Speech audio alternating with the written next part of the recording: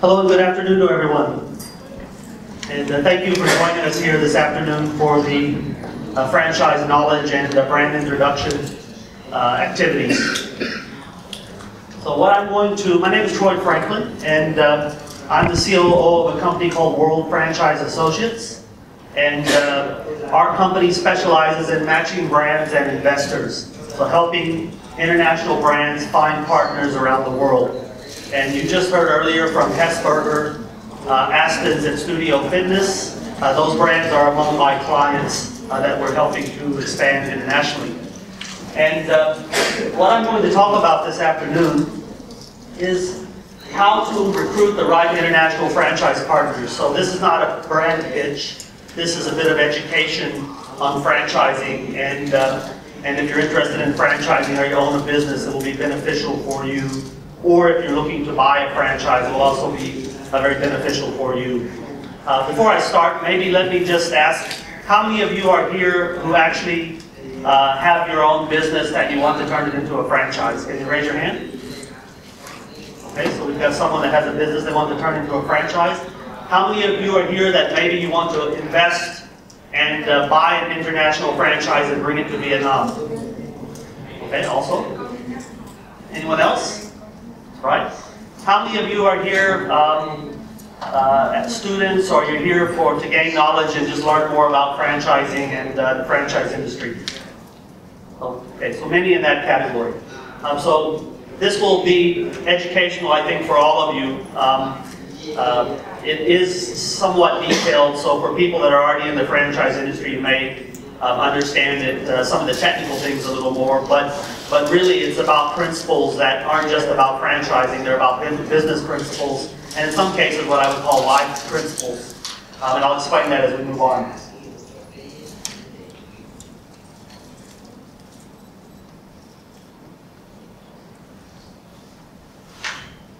Hi.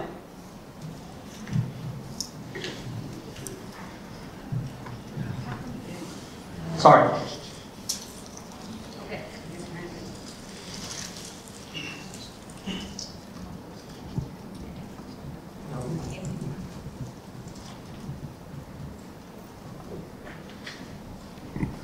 Keep going.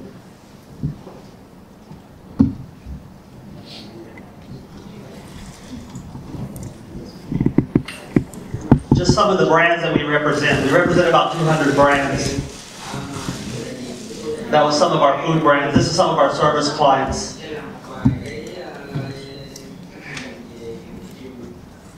So let's start with the basic question. What is franchising? So franchising is actually a French word, and it really means, or it is a method of marketing and doing business, which started maybe 50 or 60 years ago, or slightly before that.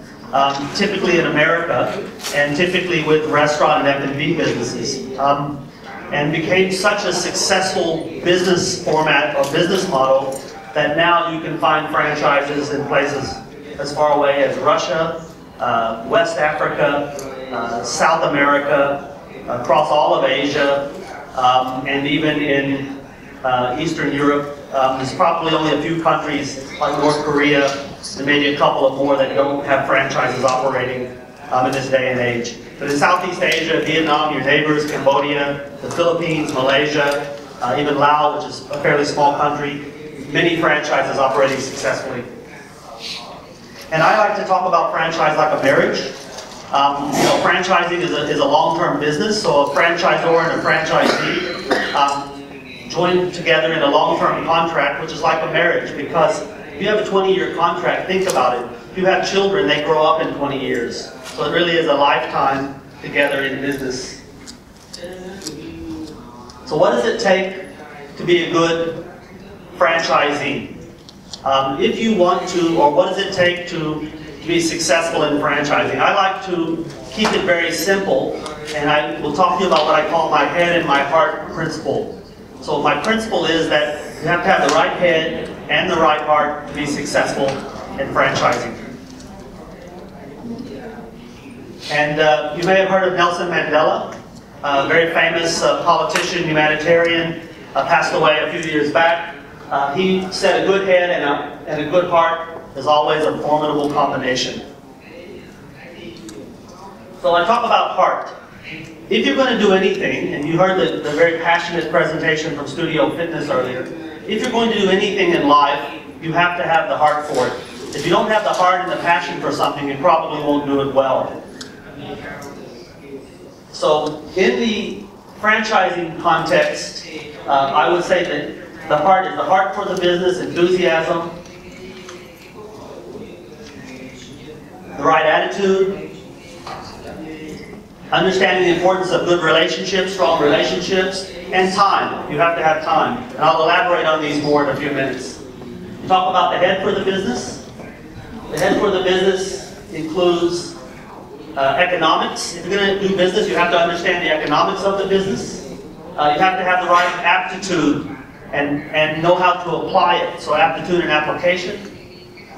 You have to understand how to develop, because you can't build a business unless you grow it and expand it. And I'll go into more detail. So heart for the business. What do I mean about enthusiasm?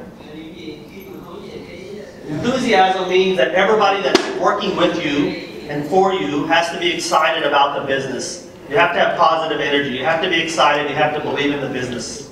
That's true in life. If you wake up in the morning and you have an attitude that says it's going to be a bad day, trust me, you'll have a bad day. If you wake up in the morning, you're enthusiastic, I'm going to make it a good day, then chances are you'll have a better day. So, attitude. Again, enthusiasm and attitude are very, very interrelated. So the franchisee, you as a franchisee have to believe that the business you're going to invest in is going to be rewarding for you. Am I going to enjoy it?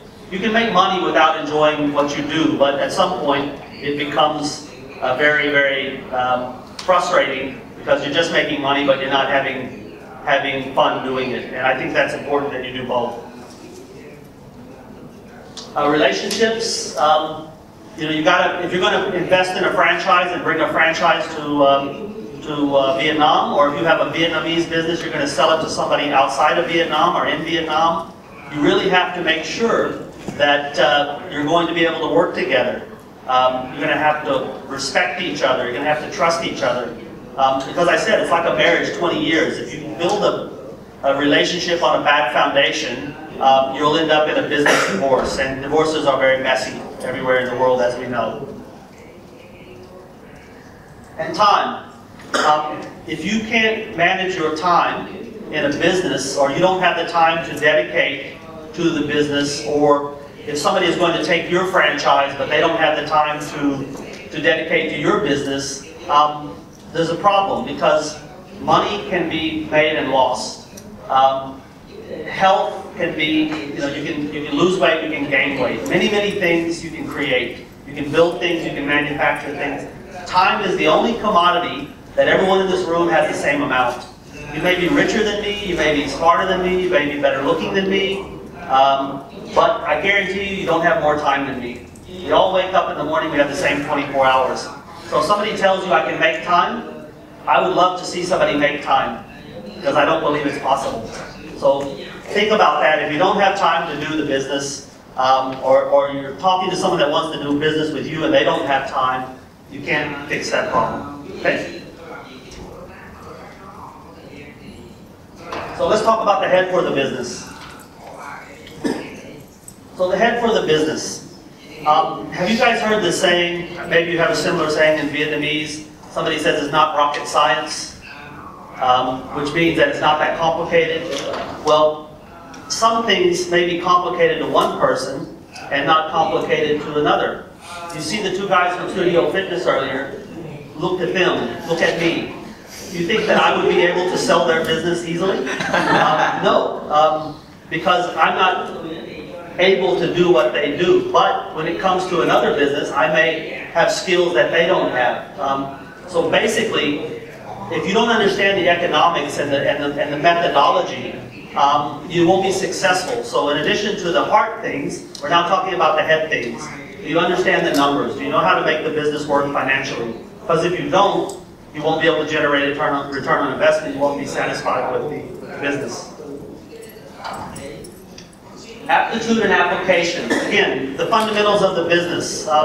You have to understand them. How do you buy the franchise, set up the franchise, and start to operate the franchise and make it a successful business? These are fundamental things you must understand. If you don't understand them, look for a franchise that you do understand, because you may be good in services and not in food. Or you might be good in health and or fitness, not in education. So find something that you understand and that you have a passion for. And development. So the point I want to make here is that in the marketplace, you have to understand how to penetrate the market. When you buy a franchise, you have to understand what is the objective of launching this business and growing it to a competitive position. So I'll talk a bit more later on in the presentation about opening a business, a restaurant, or opening a franchise and launching a brand, because they're really two different things. And so when you bring a new franchise to a new market, you really have to think about launching the brand. And you talk about development and what's called market penetration in industry talk. So other things, if you're looking for a franchisee or you're thinking about becoming a franchisee, you have to be serious about it. It can't be a part-time job. You got to be able to do the hard work. Do you know that people that go for training in places like Starbucks and McDonald's, they have to go to the U.S. For months, and they don't go and sit in a nice boardroom with the chairman of the company at the beginning. They go to the restaurants or the coffee shops and they clean the toilets and they mop the floors and they do a lot of dirty work. And the truth is that work always has to be done. So even if you buy a franchise or sell your franchise to someone, the senior people have to understand how hard the work is, because in most franchises they're 365 days a year, 7 days a week, 24-hour-a-day jobs in terms of needing your attention. So you got to be willing to do the dirty work, the menial tasks. You got to have a passion for it. So if you have a passion for fitness, then look at fitness. If you have a passion for education, or you love children's causes, then look at that. Something that you know you're going to enjoy. You got to follow the system. If you're going to buy a franchise or you're going to sell your franchise to someone, and the first thing they say is, oh, I can do it better than that, or I don't need to use that manual, or I don't need to use your materials, then my question is, why do you want to buy it from me? If you can do it better than me, go out and set up your own business. So don't invest in a franchise if you don't think the system is good and you want to change everything, because what's the point? You're paying someone else to use their model and their system, and then you're trying to change it. You'd be better off being an entrepreneur and opening your own business. And let's face it, franchising, the service industry, all the hospitality industries, they're about people. So I'm not in the franchise business so much as I'm in the people business. And if you don't like working with people, then look for an IT job or a design job where you sit behind a computer. Most franchises, there's a multi-level, there are multi-level relationships that are required between the franchisor and the franchisee, between the franchisee and the franchisee team, between the franchisee team and the customer, and all of these require personal interaction. And it's very hard to work with people if you don't enjoy it, you don't like to get out and communicate. So very critical.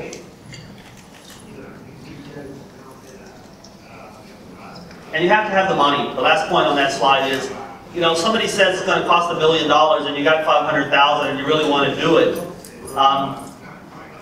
You know, I won't talk in dollars because I can't convert the numbers. It's so complicated, but I'll use dollars. You know, you can't turn $500,000 into $1 million. It's like time. You might be able to make more money, but if you just don't have the money at the time of the opportunity, don't overextend yourself. Because I'll give you an example in a hotel franchise or business I've seen. A guy builds a $6 million hotel. He's putting $6 million into the hotel investment, and he has exactly $6 million, $6.5 million in capital. So he puts in the $6 million in the investment. He's thinking of using the $500,000 in capital to market the hotel. But what happens is he runs over in his investment costs. So he ends up not only using the $6 million, but the extra $500,000, and then he has to come up with another few $100,000 to get the hotel built. Now he's got this 300-400 room hotel. He doesn't have any cash to market it. And so he's turned this investment, which he should have actually kept a lot of financial resources to market, create awareness, into a big risk because he's got a sunken cost in this property and he doesn't have any capital to market it. Most individual hotel developers that build a single hotel, not part of a big chain, but that don't have a lot of leadership and guidance, make this mistake. By the time they get the property built, it's 6 months late, they've overextended in their financial, they don't have enough for marketing, and this is where a lot of the individual small privately owned hotel chains are getting killed by the big chains, big brands. So if you're a franchise owner and you're talking about franchising your business, one question that I would say, or one key point I would make is that franchising is not a cash flow strategy. Franchising is a brand equity strategy. In other words, you will make money by franchising your business, but if you don't have cash because your business is not profitable, then you need to fix that first before you start to franchise, because if you're not making money, how can a franchisee make money doing the same thing that you're doing? So many people say, I need to raise some cash, I'll sell a few franchises. This is not the way to look at it. The way to look at it is, I want to grow my brand awareness, I want to create value for my brand and for my shareholders, so I'm going to use franchising as a brand equity strategy. Does that make sense? So, do you make money when you franchise? Yes. But is cash flow the reason you should franchise? No. Focus on brand equity, brand awareness, brand growth. So first things first. This is, you can go ahead and click through all three. This is very simple stuff. A lot of people come to me and they say, Troy, we want to franchise our business. We're successful. We want your help. Let's talk about the manuals. Let's talk about the systems. Let's talk about the training. Let's talk about all these steps, or what I call processes. So I use the term systems, which is actually, if you expand it, is systems, tools, and processes. These are the things you need to run a franchise business. But when somebody sits down with me that owns a brand, I don't talk about that. If they start talking about that, I say, wait, I've got 3 questions. My first question is, are you profitable? And it's very simple, yes or no. You might start hearing, well, this year, that year, blah, blah, blah. Look, yes or no, are you profitable? If the answer is no, then come back when you are and we can talk again. Because if you can't make money with your business, a franchisee cannot make money with your business. So that's my first question.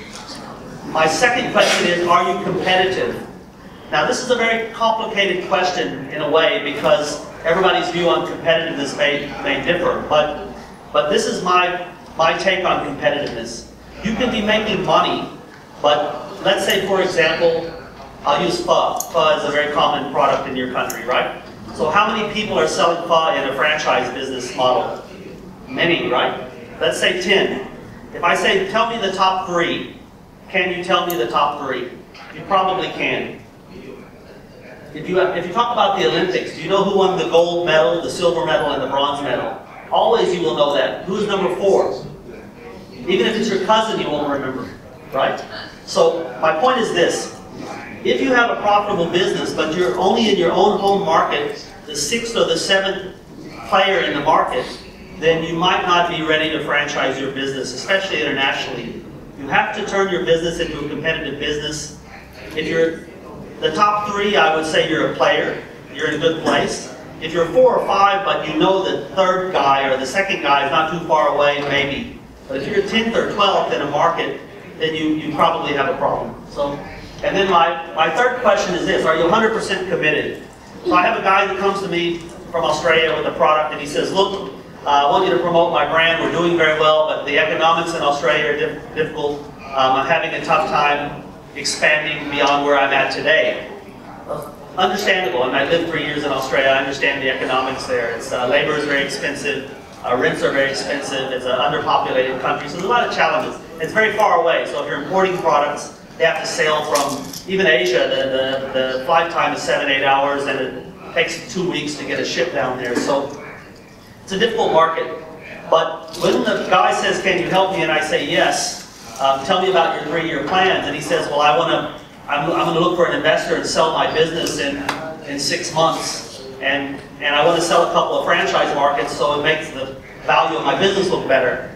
I mean, to me, that scares me because I just told you earlier, franchising is like a marriage. It's a long-term thing. So how can you be going out and telling somebody, buy my franchise and we'll have a long-term relationship, when your attitude is you want to sell the business in 6 months or 12 months? So it doesn't make sense, right?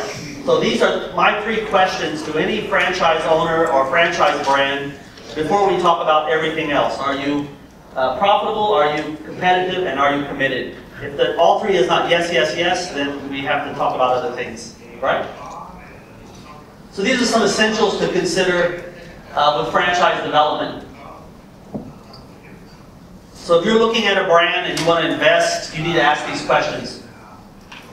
Do they have a capable and experienced management team? Are their products and services unique? Are they competitive again? Do they have a strong financial track record? Does the break-even look good on the investment? Can you transfer and replicate the business easily? Do you understand the product standards? Do they have a good public image? Are the systems, tools, and processes adequate? And is their training program adequate? Now, I'll give you an example of a concept that's easy to transfer and replicate. If a product comes from one place in the world, for example, Maine lobsters. Has everybody heard of a Maine lobster? Comes from the North Atlantic Ocean.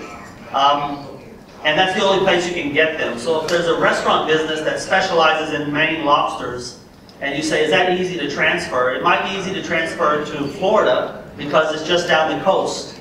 Or it might be easy to transfer to California because it's just cross-country. But transferring that to, for example, Vietnam or Cambodia or even China, you have to cross the Atlantic Ocean, sorry, the Pacific Ocean. So you have to think very carefully, is the product that I'm buying that I'm going to franchise easy to replicate? And the best cases are when you can do local sourcing of at least 80% of the raw materials. Because then you know that inflation factors don't affect you so much. You don't have to keep so much inventory because of long freight times, and you're less susceptible to risk. So good, really well-developed franchises around the world find a way to make the product accessible. And you can't raise Maine lobsters in the South China Sea. So it's not an easy solution for that particular product. So let's talk about the franchise system now. You guys okay? You following me okay? Everybody good? So, am I going too fast? No? Okay, great. So, 30 years ago when I was a boy, when you bought a franchise system, the guy that sold you the franchise came with this big, thick book. There's the franchise system. There's the manual. And everything was there. And when you had questions, you had to go and open up that book. I haven't seen a book like that in what, 12, 15 years probably. Nowadays, when you buy the franchise system, it's actually all in the cloud.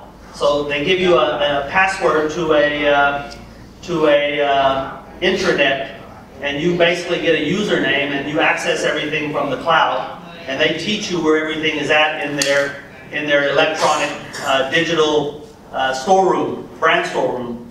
So it's become a lot more sophisticated, and it's a lot easier to access. The other good thing is now that updates and changes to the system get changed digitally, so you don't have to wait for somebody to send you a new page which you have to replace in the manual. So really times have changed. And franchise systems now, franchising many years ago was product quality, service, cleanliness. The language that was being used by franchisors was very simplistic, and it wasn't big business.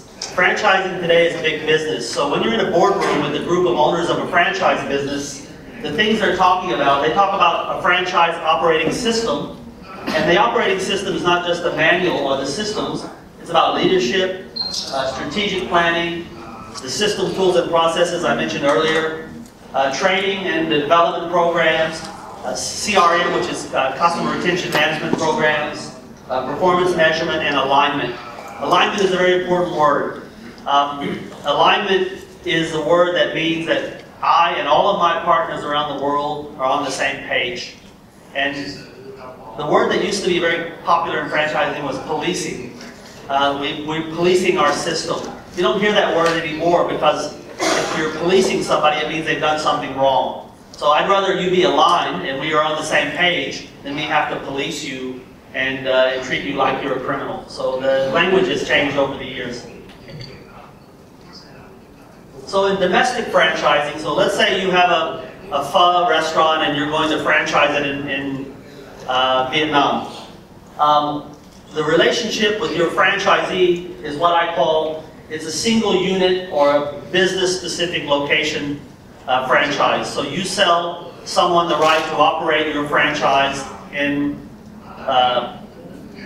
District 1 at a specific location, or District 7 at a specific location, and they buy the rights to operate one single restaurant or one single business. In international franchising, typically you're selling what we call multi-unit. So if somebody is buying your restaurant chain or your education chain or whatever it may be, you're asking them to go to their country and develop it in many places across the whole country, often as an exclusive franchisee. You guys understand the difference? Yeah. Right? So in international franchising, it's not opening an individual outlet or business. So let's look at one of your neighbors, Cambodia, Phnom Penh. A lot of Vietnamese businesses are venturing into Cambodia because it's close. There's ties between the two countries. Moving products in and out is quite easy. Cambodia imports a lot of their raw materials from Vietnam and Thailand, that's from what I've learned. So if you're selling a franchise to a Cambodian person, and the first thing they say to you is, on Nordon Boulevard, right beside the monument, the national monument, I've got a location, let's do a deal, let's shake hands, I'll open tomorrow. And that's very exciting, and it sounds very good, and in fact, there is some positive to it. But the question you have to ask yourself is what next? So what if you do that, but they don't have any other plans, and you open one in Cambodia, but you need to have 20 to be competitive, or 12 to be competitive, then you're stuck. So you don't need to be talking about a single business because you're not opening a branch. You open branches in your own country, Vietnam. If you're going to Cambodia, you need to be talking about the next slide, which is launching the brand in a new country. So you need to step back, take a macro view, and say, okay, if you want to take my brand to your country, tell me where the brand is going to work. What kind of market are we looking at? Who are our target consumers? We need to map the market. We need to do some research on the customers, selling price. Do you do what I call clustering? So somebody might say, look, I'll open one in Siem Reap. You guys familiar with Siem Reap? And then you have Phnom Penh and Sihanoukville. I'll open one here, one here, one here. That might sound good again, but maybe that creates some logistics challenges because they're far apart. So maybe they need to look at, for example, 2 or 3 in Phnom Penh. Vietnam is another example where opening one in Hanoi and one in Da Nang and one in Saigon would be a problem because the distance from Hanoi to Saigon is the distance from here to most of the major cities in Southeast Asia. Your country is a very big, geographically it's very stretched out. So you've got to cluster your businesses. So when you're talking about launching in a new market, don't talk about launching a location. You're not launching a location, you're launching a brand, and the goal is to become a top 3 player, become competitive. You can't just focus on the one location. You have to step back, look at the macro view. Does that make sense? Yes. So this is getting a little more technical.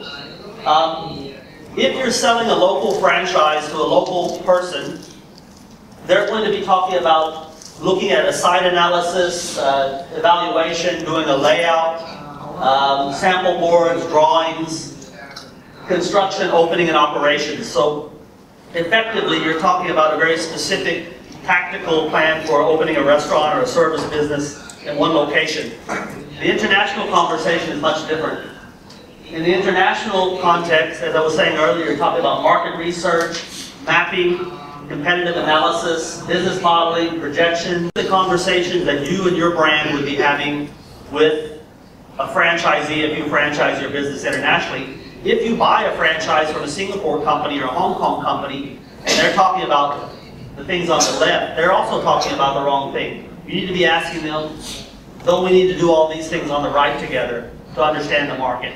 And both parties should do this together, because remember I said alignment is very important. If you have one view and your principal has another, then you'll have a tough time agreeing on how to make the business work.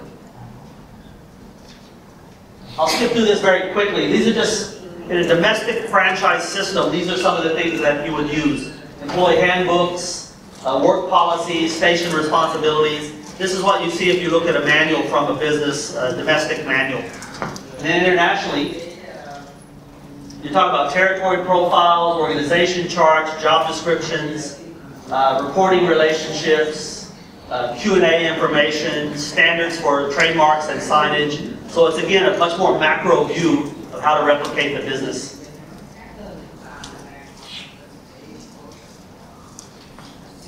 I need to keep going. So this is what I call the international franchise relationship life cycle. So I talked about a family earlier. So if you're going to sell a franchise or buy a franchise, there's a life cycle to the business. And this is kind of my take and what I teach people about the life cycle. So there's really 5 stages. The first stage is courting, then you get married, then you plan your family, then you have a family, and then you get old like me and your family grows up and they go off to university and all they ask for is the car keys, the credit card, and cash. This is what happens when your kids get old. Go back to that if you don't mind.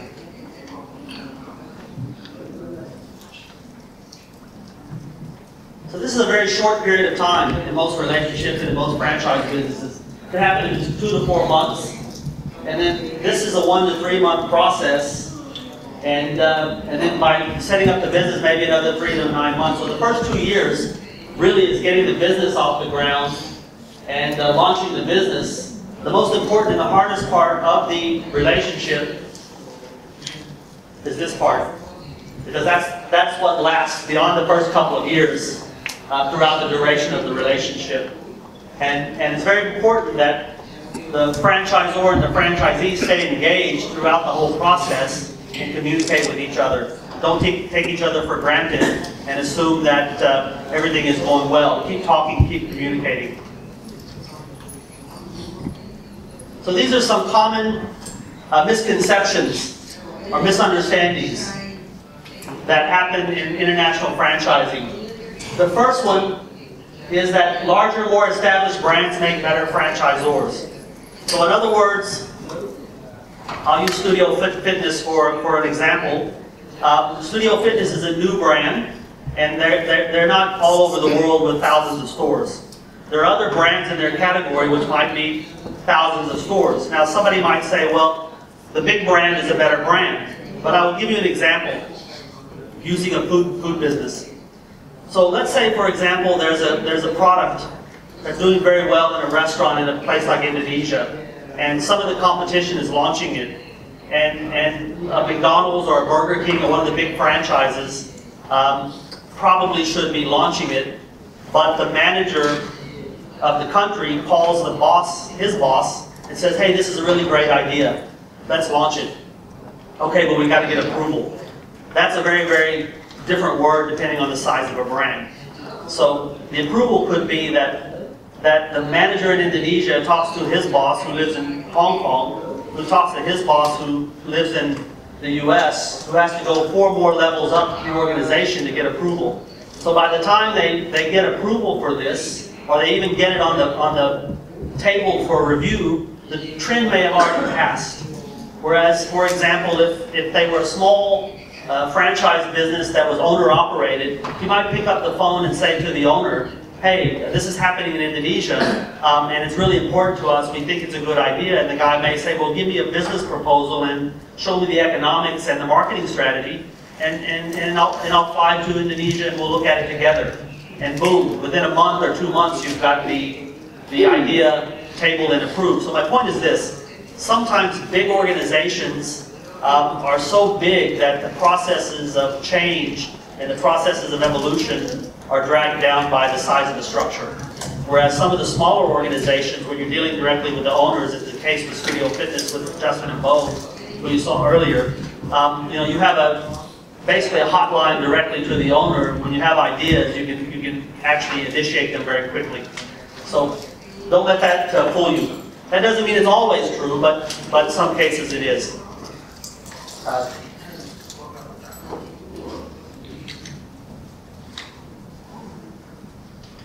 The other two mistakes very quickly. The first one is that's not the way we do it in my market. And the second one is people said. So that's not the way that we do it in my market. I hear that in every country around the world. We don't do it that way in Vietnam. We don't do it that way in Malaysia. We don't do it that way in Cambodia or Australia. And sometimes you say why. Or you should say why, always. And when you say why, they say, well, I don't know, we just don't do it that way. You don't know why? There's got to be an answer, right? People sometimes are very set in their ways, and they just say that because it's a way to put up resistance when they don't understand something. So when somebody says, we don't do it that way in my country, if you're selling your Vietnamese franchise to them or you're bringing something to the Vietnam from other places, ask why and understand why, because sometimes in doing that, you actually end up convincing them that it's the right way. And the people said argument, I can tell you I've been in and run very big companies where I had a couple of thousand employees, and one of my employees comes to a marketing meeting and I'm trying to get a budget of $2-3 million to promote a product, and the employee says to me, this won't work in our market. And I say, why? Well, people say. A lot of people are saying. When somebody says to you that people are saying, ask them this question, who are those people? Sometimes you find that it's not many people, it's one person that's very, very vocal, and you're going to make a $2-3 million decision because one person is vocal. So what I would say is never let your business be driven by the vocal minority. The vocal minority is a very dangerous animal because they make you make bad decisions when they're not your core customers. So always listen, try to find the heartbeat of the quiet majority versus the vocal minority. All right? Does that make sense? Common pitfalls. This is where franchisors often go wrong. If you come up with a plan that strategically I want to launch my business in Vietnam, and then I want to roll it out to Cambodia, and I want to roll it out to Malaysia and Laos and Thailand, stick to that. Don't next week somebody comes from Russia or Finland and says, I want to bring your brand to Russia, and suddenly you're doing business in Russia, and then you realize, oops, that's a long way away, we don't speak the language, they don't understand our culture. So once you create a plan, stick to your plan. Don't compromise on your vision and values. If you compromise on your vision and values, you're basically compromising on your own integrity, that you don't stand for anything. So don't make that mistake. Choose your franchise partners carefully. You can't make a good business out of a bad business relationship, just like you can't make a happy marriage out of a bad relationship. So choose your partners carefully. Don't assume they know how to manage the business. You got to train them, even though they may already be in a similar business in their country. Don't make assumptions that they understand your business. Make sure you train them well. Don't accept that that's the way we do it in my country argument. Always ask questions. Learn why people are resisting your ideas and your initiatives. There's one more I want to talk about before I go to the next slide. You guys heard the 80-20 rule? So there's a very common, it's being used all over the world in all businesses. Oh, it's the 80-20 rule. It's the 80-20 rule. And in franchising, I've heard it many times. You have to keep about 80% of our system, you can't change it, and the balance 20% we're flexible. This is a very, very dangerous assumption because it's applying the same rule worldwide. And it's applying some very, very simplistic thinking. My belief is it should be the 20-60-20 rule. 20% must be sacred. My trademarks, my logos, you can't mess around with those things. And 20% we know you have to change. The challenge is figuring out the 60 in the middle that you may or may not need to modify to make the business work in a foreign country. So there's 20 on each side, which is sacred. Either has to be changed or it can't be changed. And you have to figure out the 60% in the middle. And that is very important in the business. So coming to the end of the presentation, some perpetual challenges. You always got to keep working to enhance the value of the business. keeping customers, getting and keeping customers, becoming more efficient, developing people who like to serve, and using franchising to achieve your personal goals. And these are the foundations for success. Excellent master franchisees and franchisees, effective systems, experienced and energetic and focused teams, strong leadership, outstanding franchisor-franchisee relationships, a sound business and financial plan, and a customer-focused mindset. You serve your customers every day. You don't win or lose your battle in the boardroom. You win or lose it at your retail establishments or at the coal face of your business. So these are my 8 P's to franchise perfection.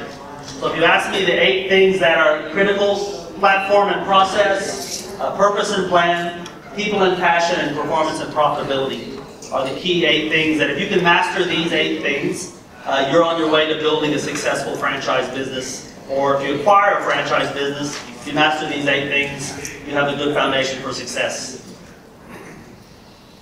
And that's it. If you'd like to ask me any questions, I'll take a few questions and then we'll move to the next.